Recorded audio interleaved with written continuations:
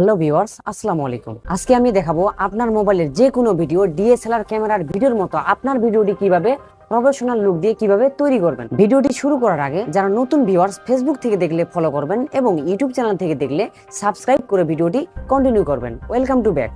বরাবরের মতো আমি আলম চলে আসলাম একটি নতুন ভিডিও নিয়ে। আজকে আমি দেখাবো ক্যাপকাট অ্যাপ্লিকেশন ব্যবহার করে আপনার মোবাইলে কিভাবে ডিএসএলআর ক্যামেরার ভিডিওর মতো আপনার ভিডিওটি কিভাবে তৈরি করবেন। আজকে আমি দেখাবো প্র্যাকটিক্যালি ভাবে আপনার মোবাইলের যে কোনো ভিডিও ডিএসএলআর ক্যামেরার মতো আপনার ভিডিওটি প্রফেশনাল ভাবে তৈরি করতে পারবেন। কথা না বাড়িয়ে চলে যাব মূল ভিডিওতে। চলে যাব সরাসরি মোবাইল স্ক্রিনে। গুগল প্লে স্টোর ওপেন করার পর সার্চ বারে গিয়ে লিখবো ক্যাপকাট। এই অ্যাপটি যাদের ইনস্টল করা নেই এখানে ইনস্টল করে নেবেন, আর যাদের ইনস্টল করা আছে ওপেনে ক্লিক করুন। ওপেনে ক্লিক করার পর এমন একটি ইন্টারফেস আমাদের সামনে আসবে। এখানে নিউ প্রজেক্টে ক্লিক করব। নিউ প্রজেক্টে ক্লিক করার পর আপনার যে ভিডিওটি ব্যাকগ্রাউন্ড ব্লার করতে চান এখানে ওই ভিডিওটি সিলেক্ট করবেন। আমি এই ভিডিওটি সিলেক্ট করলাম। সিলেক্ট করার পর নিচের দিকে এবার দেখতে পাচ্ছেন অ্যাড নামে একটি অপশন আপনারা পেয়ে যাবেন। আপনারা অ্যাড নামে অপশনটি এখানে ক্লিক করবেন।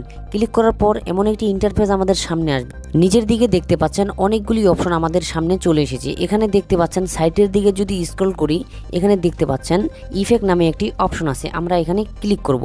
ক্লিক করার পর নিচের দিকে আবারও সাইটের দিকে দেখতে পাচ্ছেন ভিডিও ইফেক্ট নামে একটি অপশন আছে। আমরা এখানে ক্লিক করব। ক্লিক করার পর এখানে দেখতে পাচ্ছেন ট্রেন্ডিং, ওপেনিং এবং ক্লোজিং। এর সাইটের দিকে যদি আমরা লক্ষ্য করি এখানে লেন্স নামে একটি অপশন আছে। আমরা লেন্স নামে অপশনটিতে একটি টাচ করে দেব। টাচ করে দেওয়ার পর নিচের দিকে অনেকগুলো ফটো চলে এসেছে। এখানে দেখতে পাচ্ছেন নিচের দিকে যদি স্ক্রল করি এখানে দেখতে পাচ্ছেন ব্লার নামে একটি ফটো আছে। এখানে আমরা ক্লিক করব। ক্লিক করে দেওয়ার পর উপরের দিকে দেখতে পাচ্ছেন ভিডিওটি ব্লার হয়ে গেল। ব্লার ইফেক্টটি ভিডিওর শুরু থেকে শেষ পর্যন্ত টেনে দিব। টেনে দেওয়ার পর আবারও চলে যাব ভিডিওর শুরুতে। ভিডিও শুরুতে যাওয়ার পর বাইরের দিকে একটি টাচ করে দেব। টাচ করে দেওয়ার পর নিচের দিকে দেখতে পাচ্ছেন অ্যাড ওভারলে নামে একটি অপশন আছে। এখানে আমরা একটি ক্লিক করব। ক্লিক করার পর আবারও আগের ভিডিওটি এখানে সিলেক্ট করব। সিলেক্ট করার পর নিচের দিকে আবারও দেখতে পাচ্ছেন অ্যাড নামে একটি অপশন আছে। এখানে আমরা একটি টাচ করে দিই। এবার আপনার ভিডিওটি চতুর্পাশে বসিয়ে নেবেন।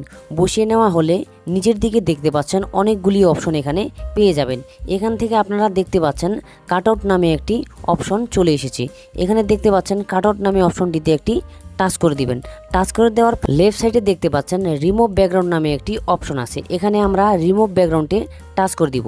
টাচ করে দেওয়ার পর রাইট সাইডে দেখতে পাচ্ছেন টিক মার্ক আমাদের সামনে চলে আসবে। আমরা টিক মার্কের উপর একটি টাচ করে দিব। টাচ করে দেওয়ার পর উপরে দেখতে পাচ্ছেন ভিডিওর ব্যাকগ্রাউন্ডটি চেঞ্জ হচ্ছে। এখানে 100% হলে আপনার ভিডিওটি ব্যাকগ্রাউন্ড চেঞ্জ হবে।